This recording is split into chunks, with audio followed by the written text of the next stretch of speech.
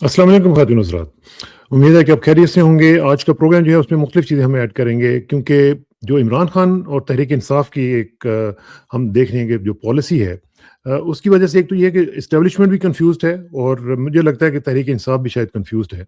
और इमरान खान इस वक़्त हम देख रहे हैं कि पूरे मंज़रनामे में ये जो ताकतें हैं, जो हमारी पावर्स दैट बी जिनको कहते हैं, उनके लिए दर्द सर बन चुके हैं। उनको समझ नहीं आ रही इसको बंदे को कैसे डील करें, इसकी पार्टी को कैसे डील करें। और दूसरी तरफ मुझे लगता है कि तहरीक-ए-इंसाफ को भी समझ नहीं आ रही कि हम इस चीज़ में से कैसे निकलें, क्या करें? इसका ज़रा तज़िया करेंगे और देखेंगे कि ये इस मामले में क्या-क्या चीज़ें ऐड अप हो सकती हैं, किस तरीके से कोई डिफरेंट तरीके से भी कुछ चीज़ें हो सकती हैं, क्योंकि हम देख रहे हैं मुख्तलिफ डेवलपमेंट्स हो रही हैं पीटीआई के हवाले से, अडियाला के हवाले से आपने आज देख लिया होगा कि नए जेलर जो हैं, वो वहाँ पे अपॉइंट हो गए हैं। पता नहीं पुराने थे वो शायद कम ज़ुल्म कर रहे थे, इसलिए उनको चेंज किया गया है। दूसरी तरफ हम ये भी देख रहे हैं कि जो वज़ीर आला केपी के हैं, वो आज फिर कराची गए हुए थे। एक वर्कर चूँकि उनका वहाँ पे शहीद हुआ था, उसकी ताज़ियत के लिए वहाँ पे गए, व्हिच इज़ गुड। लेकिन साथ ही साथ उनके अपने इलाके में तीरा में ऑपरेशन शुरू हुआ है। और एक और चीज़ ये भी है कि ईमान मज़ारी साहिबा जो हैं और उनके जो हस्बैंड हैं हादी अली चट्ठा साहब, उनके वारंट जो हैं वो जारी कर दिए गए हैं। हक़-ए-जिरा उनका वापस ले लिया गया है और आज या कल एक्सपेक्ट किया जा रहा है, बल्कि अंदेशे का इज़हार किया जा रहा है कि उनको सज़ा मिल जाएगी। दूसरी तरफ हम एक और चीज़ देख रहे हैं कि इकरारुल हसन जो एक रिनाउंड एंकर हैं, उन्होंने अपनी एक पॉलिटिकल पार्टी का लॉन्च कर दिया है। ये क्या हो रहा है? उसके साथ-साथ जो ईरान की सिचुएशन है वो बहुत ही इम्पोर्टेंट है, उसका भी करेंगे। और आखिर में आज से हम एक नया सेगमेंट शुरू करने जा रहे हैं जिसका नाम होगा आई ऑन चाइना, यानी चाइना के ऊपर नज़र रखनी चाहिए। तो मैं इसलिए ये सोच रहा था कि एक थोड़ा-सा हम इसको रखें, क्योंकि क्योंकि चाइना के बारे में हम बहुत कम लोग जानते हैं, बहुत ही कम जानते हैं, क्योंकि हमें पता ही नहीं है कि वहाँ पे क्या हो रहा है। लेकिन इस वक़्त दुनिया में सबसे ज़्यादा तो जो तरक्की हो रही है, वो चाइना में हो रही है। और मैंने इस सेगमेंट को रोक के इसलिए रखा हुआ था कि आज के जो हमारे मेहमान हैं, चूँकि वहाँ पे सर्व कर चुके हुए हैं, तो उन्हीं के हाथों इस सेगमेंट का आगाज़ करवाएँगे और उनसे पूछेंगे कि वो इस हवाले से क्या सोचते हैं। हियर कम्स साबिक सफ़ीर पाकिस्तान मोहतरम जनाब करामतुल्लाह गौरी साहब। गौरी साहब अस्सलाम वालेकुम जी। वालेकुम अस्सलाम कसाना साहब। बहुत शुक्रिया गौरी साहब। टू स्टार्ट विद, एक तो ये है कि जो तहरीक इंसाफ है और इमरान खान है, वो सिस्टम के लिए तो जैसे मैंने कहा कि दर्द सर बने हुए हैं। उनको समझ नहीं आ रही है कि एक बंदा है जो गिव इन नहीं कर रहा है, जो हार नहीं मान रहा है, इसको कैसे डील किया जाए। ये पहली दफ़ा हो रहा है। पहले तो हमेशा हमने देखा कि जो भी जेल में गया वो कुछ दिनों के बाद उसने डील करके मामला अपने सेट कर लिए। अब ये जो सूरत हाल है, इसमें कैसे ये डील किया जा सकता है पूरी सिचुएशन को, और तहरीक इंसाफ के लिए क्या चैलेंज है, क्या डिफरेंट करे तहरीक इंसाफ कि कोई इम्पैक्ट क्रिएट हो सके। क्योंकि हम देख रहे हैं कि मोबिलाइजेशन होती है, फिर उसमें से वो ऐसे लगता है जैसे कि पंक्चर हो गई है तहरीक, तो उसमें हवा निकल जाती है, उसकी कोई वो जो मोमेंटम नहीं बनता है। क्या डिफरेंट तरीके से किया जाए कि कुछ इम्पैक्टफुल जो चीजें हैं वो हो सकें जी। कसाना साहब, बिल्कुल आपने दुरुस्त तजिया किया है कि एक तरफ तो जो हमारे ताकतवर हलके हैं, जिसको पाकिस्तान में एस्टेब्लिशमेंट का नाम दिया जाता है, उनके लिए इमरान वो वो जो मसल हमारी जबान में है ना कि सांप के गले में छछूंदर, बिल्कुल। तो ना निगलते बन रही है ना उगलते बन रही है। और वो दूसरी भी ज़रबुल मिसाल है कि हलक में हड्डी फंस गई है। तो एस्टेब्लिशमेंट का आपने बिल्कुल दुरुस्त फरमाया कि हमारी जो ताकतवर हलके हैं, हमारी जो अस्करी ताकत है, उसका ताहाल इमरान खान को ज़ेर अताब लाने से पहले उनका उनका तजुर्बा तमाम तर उन सियासतदानों का था जो जिनको मैं अपनी ज़बान में उठाई गिरे कहता हूँ। ये वो लोग हैं जरदारी और नवाज शरीफ जैसे, जिन्होंने सियासत को अपनी तिजारत और अपने माशी मफादात को फ़रोग देने के लिए एक वसीला बनाया हुआ है। ये सियासत में मुल्क की क़यादत के लिए या कौम की रहनुमाई के लिए नहीं है, बल्कि ये सिर्फ अपने ज़ाती मफादात के फ़रोग के लिए है। तो इमरान खान, जैसे कि मैं अक्सर कहता हूँ कि इमरान खान पाकिस्तान की सियासत में कदम ही रखा है उसने उसकी इस्लाह के लिए, उसको करप्शन से पाक करने के लिए। तो हमारे यहाँ तो हमने ये देखा है कि अभी 8 फरवरी आने वाली है, जो 2 साल पहले जो इंतखाबात हुए थे, जिस तरह से उन पर शबखून मारा गया اور کس طرح سے راتوں رات نتائج کو بدل دیا گیا، اس سے اندازہ ہوتا ہے کہ ہمارے ہاں کرپشن کس طرح سے ہمارے پورے نظام پر حاوی اور مسلط ہے۔ اور بدنصیبی کی بات یہ ہے، المیہ یہ ہے ہمارے پاکستان کا، کہ اس کرپشن کے جو جو جو مدیر اعلیٰ ہیں، جو اس کے محتمم ہیں، وہ ہمارے عسکری حلقے ہیں، ہمارے عسکری جرنیل ہیں، جنہوں نے نہ صرف اپنی کرپشن کو فروغ دیا ہے، بلکہ انہوں نے ان حلقوں کی، ان سیاسی چھٹبئیوں کی سرپرستی کی ہے، اور انہی کو ملک و قوم پر مسلط کر دیا گیا ہے، جو کرپشن کے کھیل میں ان کے پوری طرح سے ہم نوا ہیں اور شریک ہیں۔ تو عمران کے لیے اب مشکل یہ ہے، مجھے یہ لگتا ہے کہ ایک طرف تو عمران خان اسٹیبلشمنٹ کے لیے مسئلہ بنا ہوا ہے، دوسری طرف عمران خان اپنی ہی پارٹی کی قیادت کے ہاتھوں بھی پریشان ہے، اور آثار یہ بتاتے ہیں کہ فی الحال اس نے سہیل آفریدی کو اپنا نائب، ایک طرح سے آپ کہہ سکتے ہیں کہ اپنا قائم مقام مقرر کر دیا ہے۔ اسی لیے سہیل آفریدی اتنا آپ کو متحرک نظر آتا ہے، اتنا ایکٹیو نظر آتا ہے، لیکن عمران خان کو بھی سوچنا پڑے گا۔ میں سمجھتا ہوں کہ دیکھیے، عمران خان کے معترضین اور ناقدین اس کو بار بار تانا دیتے رہے تھے یو ٹرن لینے کا، لیکن میں سمجھتا ہوں کہ یو ٹرن صرف وہی لیتے ہیں جن میں سوچنے سمجھنے کی صلاحیت ہوتی ہے، جو حالات کو جانچ کر اور حالات کو اچھی طرح سے پرکھ کر پھر یہ فیصلہ کرتے ہیں کہ انہیں کس طرف چلنا چاہیے، انہیں کس موڑ کو اپنانا چاہیے۔ یہ تو وہ جو لکیر کے فقیر ہوتے ہیں نا کسانہ صاحب، وہ ایک موقف پر ڈٹے رہتے ہیں، انہیں یہ شعور ہی نہیں ہوتا، یہ ادراک ہی نہیں ہوتا کہ انہیں حالات کے تقاضوں کے مطابق کس طرح سے اپنی پالیسی۔ لیکن اس میں ورثہ ایک چیز بڑی امپورٹنٹ ہے، اور وہ یہ ہے کہ جو تحریک تحفظ آئین پاکستان کا میں نے ابھی ان کا اعلامیہ بھی دکھایا کہ انہوں نے کہا کہ فروری 8 کو ایک ہڑتال ہوگی، سب کچھ ہوگا، لیکن اس کا جو مومنٹم ہے وہ ہم دیکھ رہے ہیں کہ جو اسٹریٹ موومنٹ سو کالڈ، جس طرح عمران خان نے کہا تھا، وہ اس طرح بلڈ اپ نہیں ہو رہا ہے۔ اور خاص طور پہ افریدی صاحب جو ہیں، سہیل افریدی، وہ اکیلے آدمی سارے پاکستان میں لگے ہوئے ہیں، کتنا ایک بندہ وہ کر سکتا ہے، لیکن باقی جو تحریک انصاف ہے وہ ہمیں کوئی نظر ہی نہیں آتی۔ کہیں جو پارٹی کے جو بڑے ہیں سو کالڈ، وہ کوئی نظر نہیں آتے ہیں۔ پنجاب ویسے ہی ایک قسم کا ڈس فنکشنل کا سا ہوا ہے۔ عالیہ حمزہ وہ چونکہ کانوکٹ ہو چکی ہوئی ہیں، اس لیے وہ بھی نہیں آ سکتی ہیں سامنے، باقی جو ہیں وہ بھی چپ کر کے بیٹھے ہوئے ہیں۔ تو یہ ایسے تو اسٹریٹ موومنٹ نہیں ڈیولپ ہو سکتی نا۔ یہ دیکھیے، سہیل آفریدی نے کراچی کا دورہ کر کے ابھی یہ دکھا دیا کہ تحریک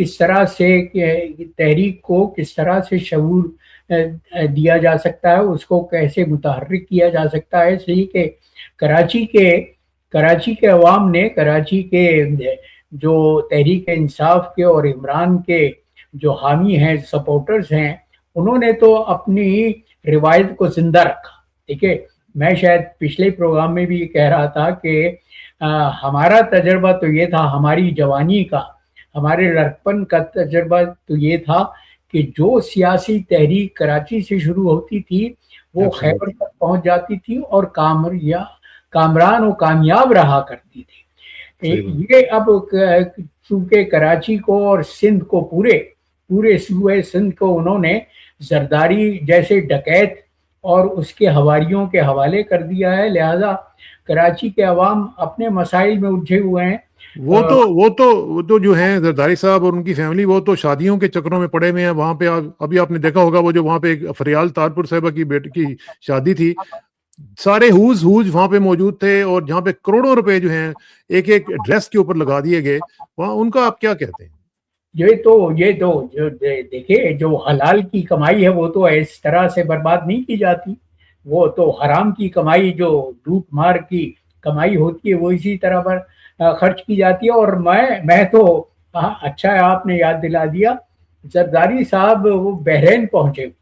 بحرین جو چھوٹا سا جزیرہ ہے جس کو 1 گھنٹے میں 2 گھنٹے میں دیکھا جا سکتا ہے, وہاں وہ 4 دن گزار رہے ہیں. اور انہوں نے جو پاکستان کے مقبوضہ نیوز میڈیا نے جو ان کا بیان جاری کیا ہے, انہوں نے کہا کہ بحرین کی امارت, بحرین کی جو دولت ہے وہ اور پاکستان کا تجربہ مل کے بہت گل کھلا سکتے ہیں. تو جس مملکت کا صدر اس طرح کے بیہودہ اور فرسودہ بیانات دے, اس کے متعلق کیا کیا جا سکتا. لیکن سہیل آفریدی نے بہت اچھی مثال قائم کی ہے, کراچی والوں کو بیدار کر کے اور کراچی والوں کو اپنی مہم میں شامل کر کے. اب مسئلہ تو پنجاب کا ہے. مسئلہ اس لیے کہ پاکستان کی 65% آبادی ایک صوبے میں رہتی ہے, اور پنجاب کی حکومت پر جو لوگ مسلط کر دیے گئے ہیں وہ تو جو ہماری اسٹیبلشمنٹ ہے اس کے ہمنوا ہیں.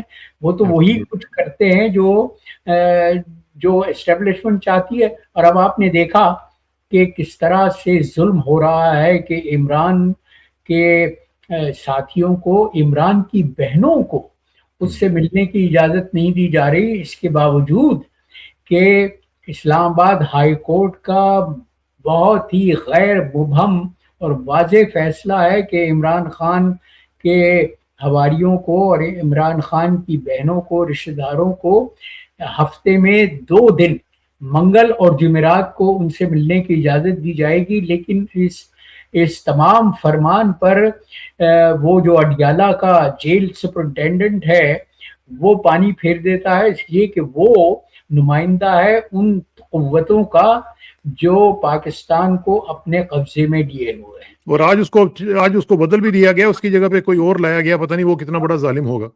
وہ میرے خیال سے وہ سابق سپرنٹینڈنٹ وہ کچھ کرنے کے لیے تیار نہیں تھا جو ان کے وردی پوش آقا ان سے چاہتے تھے, تو تبدیل کر دیا گیا ہے. تو اسی لیے اسی ظلم اور زیادتی کو دیکھتے ہوئے میں سمجھتا ہوں کہ عمران خان کو اپنی اس پالیسی پر نظر ثانی کرنی چاہیے کہ وہ جو عمران خان کا تو موقف یہ ہے نا کہ وہ ان سیاسی گماشتوں سے جو موجودہ حکومت کے مشیر اور وزراء ہیں ان سے بات نہیں کریں گے, اس لیے کہ وہ عوام کی نمائندگی نہیں کرتے اور وہ صرف اسٹیبلشمنٹ کی نمائندگی کرتے ہیں. لیکن دیکھیے, اسٹیبلشمنٹ سے اگر آپ بات کرنا چاہتے ہیں تو اس کی شروعات میں سمجھتا ہوں کہ جو موجودہ حکومت ہے, اگرچہ وہ موجودہ حکومت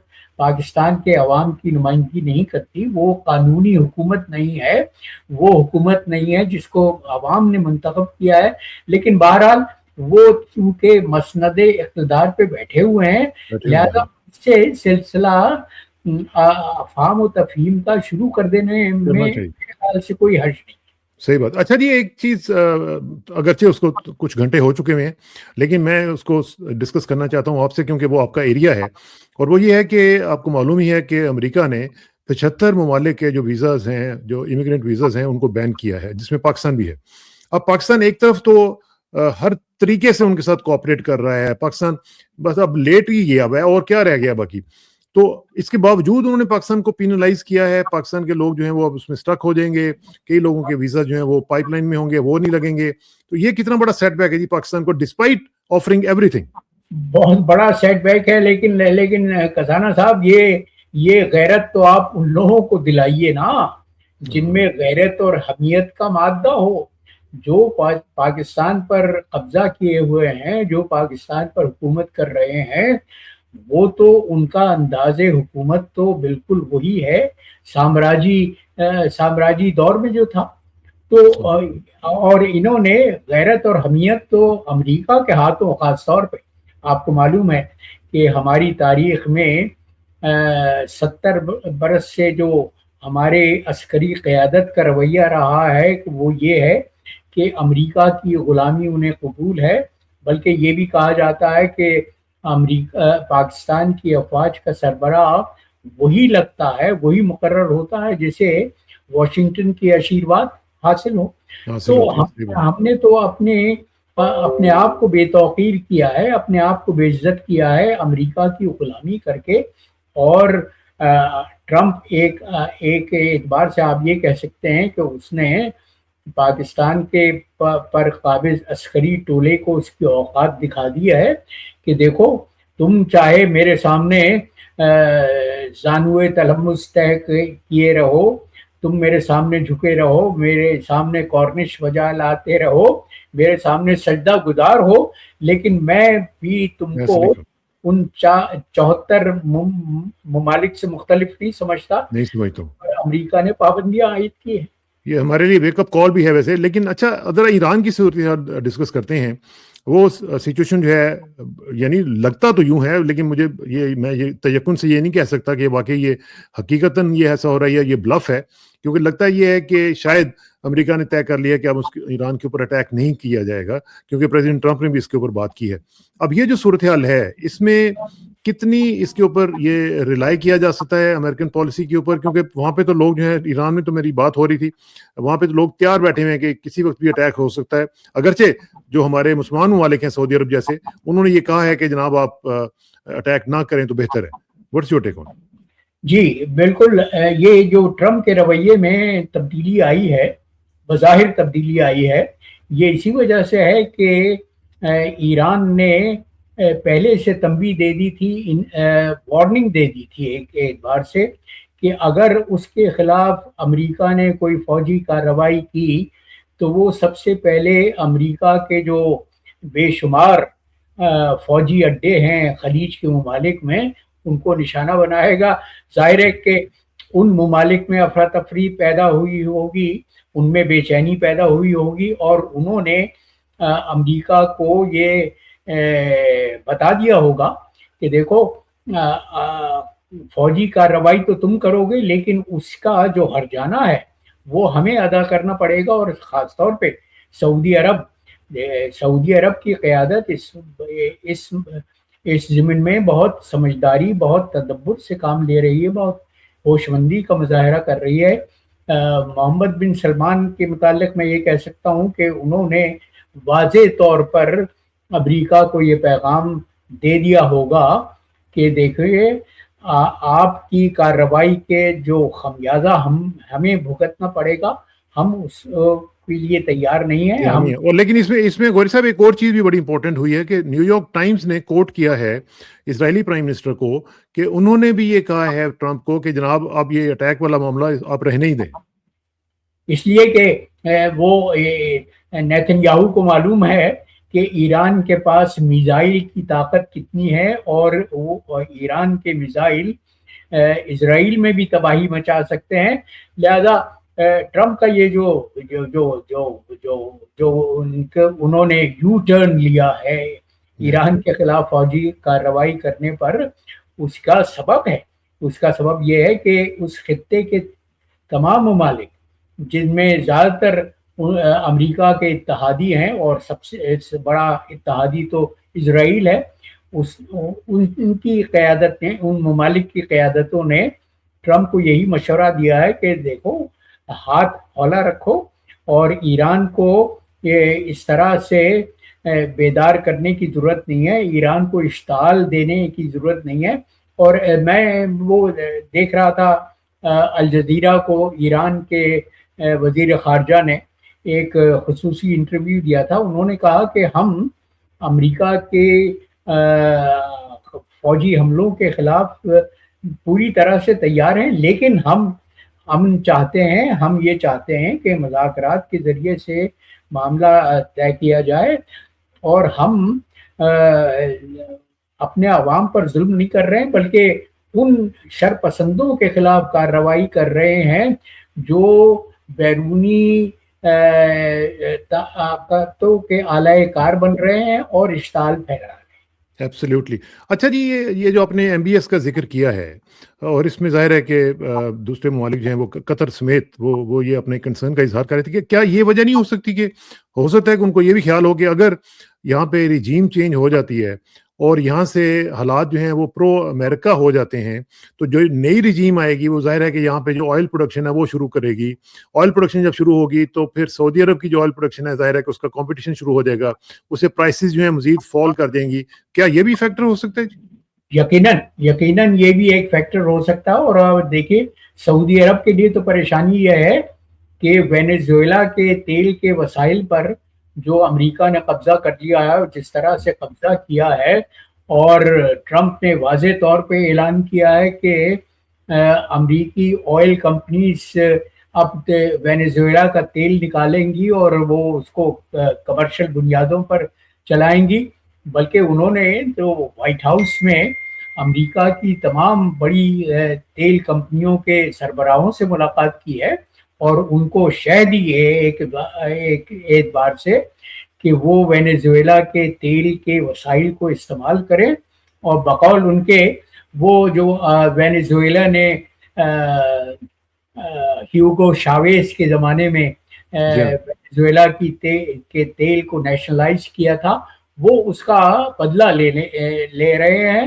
اور ان کے دعوے کے مطابق یہ وینیزویلا کا جو تیل ہے اس پر امریکہ کی تیل کمپنیوں کا بہت بڑا حق ہے, بہت بڑا حق ہے. اچھا, آپ نے وینیزویلا کا ذکر کیا تو ان کی جو اپوزیشن لیڈر ہے مچاڈو صاحبہ, وہ بھی آج لنچ پہ تھی وہاں پہ وائٹ ہاؤس میں, اور وہاں پہ انہوں نے بقول انہوں نے اپنا جو میڈل تھا جو نوبیل پیس پرائز کا وہ ان کو پریزنٹ کیا اور ان کا جی کہ یہ آپ کا ہے, آپ رکھ لیں.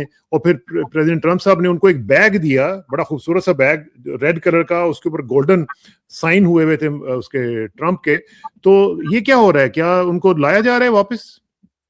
نہیں, وہ تو ظاہر ہے کہ وہ ٹرمپ تو یہ ایک کی خواہش تو یہی ہے کہ وینیزویلا کی قیادت وہ کٹ پتلیوں کے ہاتھ میں ہو جو امریکہ کے ایک کہے پر حکومت کرتے رہے. تو یہ جو مدورو کے خلاف کارروائی کی گئی ہے اور جس طرح سے ان کو بے عزت کر کے لایا گیا ہے, گرفتار کر کے لایا گیا ہے اور مقدمہ چلایا جا رہا ہے, تو یہ سے وہ واضح اعلان تھا کہ امریکہ اگرچہ یہ تمام تر کارروائی بین الاقوامی قانون کی خلاف ورزی کرتے ہوئے کی گئی ہے, لیکن امریکہ اس وقت اس شخص کے ہاتھوں میں ہے جو کسی قانون کو نہیں گردانتا اور جو اپنے شہر میں مبتلا ہے. تو یہ جو میں نے بھی دیکھا تھا وہ جو ملاقات ہوئی تھی مچادو سے, تو مچادو وہ خاتون ہیں جنہیں پچھلے برس امن کا نوبیل پرائز دیا گیا تھا, اور اسی وقت انہوں نے اعلان کیا تھا کہ وہ اپنا نوبیل پیس پرائز ڈونلڈ ٹرمپ کے نام معنون کرنا چاہتی ہیں, ان کو ڈیڈیکیٹ کرنا چاہتی ہیں. بلکہ انہوں نے تو وہ امن کا انعام دینے والی نوبیل کمیٹی سے یہ کہا تھا, یہ فرمائش کی تھی کہ ان کا انعام ڈونلڈ ٹرمپ کو دے دیا جائے, لیکن جس پر انہوں نے امن کمیٹی نے یہ کہا تھا کہ وہ اپنے فیصلے بدلا نہیں کرتی اور وہ کسی کو یہ امن کا نوبیل انعام دینے کے لیے تیار نہیں تھے. تو ایسی خاتون جو ظاہر ہے کہ وہ تو ڈونلڈ ٹرمپ کی خاص طور پہ منظور نظر ہوں گی, اور وہ ڈونلڈ ٹرمپ یہ چاہتے ہوں گے کہ ان کو وینیزویلا پر مسلط کر دیا جائے تاکہ وہ کام کرتی رہیں جو ڈونلڈ ٹرمپ سے تقاضا. اچھا جی, اب غور صاحب آخر میں ہم وہ سیگمنٹ جو میں بات کر رہا تھا آئی آن چائنا والی, لیکن نارملی خواتین حضرات ہم لوگ اس کے بارے میں صرف ایک چھوٹی موٹی خبر آپ کو دکھایا کریں گے یا ویڈیو دکھایا کریں گے, لیکن آج چائنا کے حوالے سے ایک بہت ہی امپورٹنٹ خبر یہ آ رہی ہے, بہت ہی امپورٹنٹ ہے, وہ پاکستان کے دفاع کے لیے بہت امپورٹنٹ ہے, اور وہ یہ ہے کہ چائنا نے جو ان کا بہت ہی بڑا اسٹیلتھ فائٹر ہے J-35, وہ پاکستان کو 40 کی تعداد میں دینے کا جو آفر کیا ہے, اس کے اوپر پینٹاگون جو ہے وہ کہہ رہا ہے کہ اس کی ہماری بیکنگ اس میں نہیں ہے, لیکن یہ بہت بڑی خبر ہے, یہ ریجنل بیلنس جو ہے وہ اس کو چینج کرے گی. یہ کتنی بڑی خبر ہے, 40 F-35 J-35 یہ جو ہے یہ چائنا دے رہا ہے جی پاکستان کو. गौरी साहब? देखिए, मैं कसाना साहब, मैं चीन में अपने सिफारती जिंदगी के 3 साल गुजार चुका हूँ। और मिड 80s में आप वहां पे थे जी, और डेंग शाओपिंग का दौर था वो। मैं उस जमाने में था जब चीन अपने सकाफती इनकलाब के बाद नई करवट ले रहा था, और उस वक्त चीन की खुशनसीबी से उसको एक ऐसा कायद मिल गया था जो इंतहाई सुलहजू भी था और इंतहाई फिरासतमंद था, विजनरी था। जी, विजनरी था। डेंग शाओपिंग का कहना ये था कि इससे कोई फर्क नहीं पड़ता कि एक तारीक कमरे में बिल्ली सियाह है या सफ़ेद है, अगर वो चूहे को पकड़ने का अपना काम कर सकती है तो वो उसका रंग चाहे जो भी हो वो काबिल कबूल है। तो डेंग ने तो उस जमाने में डेंग पर ये इल्ज़ाम लगाया जाता था कि उन्होंने कम्युनिज्म के फलसफे को नया रंग दे दिया था, नया रूप दे दिया था, लेकिन वो डेंग का कहना ये था कि कम्युनिज्म विद ए चाइनीज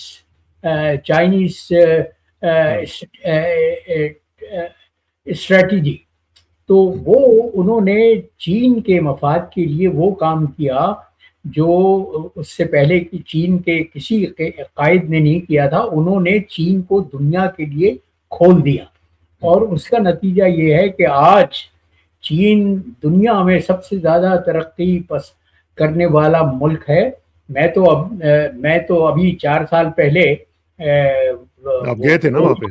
से पहले चीन दोबारा देखने गया था, और मैंने जो मुशाहिदा किया वो ये कि दुनिया के किसी मुल्क को मैंने इस तेजी से, इस तरह से हमागीर तौर पर बदलते नहीं देखा।